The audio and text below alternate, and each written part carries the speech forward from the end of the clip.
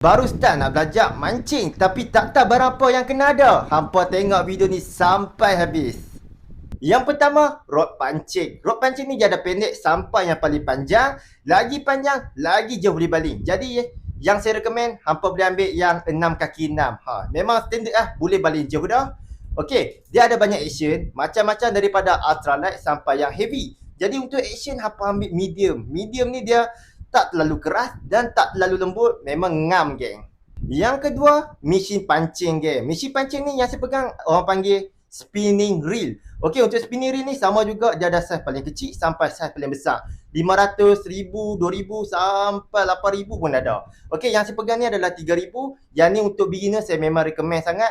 Dia tak terlalu berat dan tak terlalu ringan. Jadi dia boleh main macam-macam, geng. Boleh bottom dan boleh casting. Yang ketiga, tali pancing. Tali pancing kat tangan saya ni ada dua model. Satu braided line, satu monoline, tali tangsi. Jadi dua-dua ni boleh pakai, geng. Jadi kalau untuk beginner, saya recommend lah hampa pakai 25 LB, 30 LB, geng. Dan barang-barang lain macam mata kail, batu, kekili orang panggil snap dan tali short leader, tali perambut.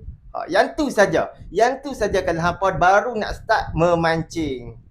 Jadi kalau hampa suka dengan video macam ni, hampa nak tahu tip apa-apa lagi, hampa boleh komen kat bawah. InsyaAllah yang mana saya boleh tolong, saya tolong hampa, geng. Strike kau-kau, ingat letup kau-kau.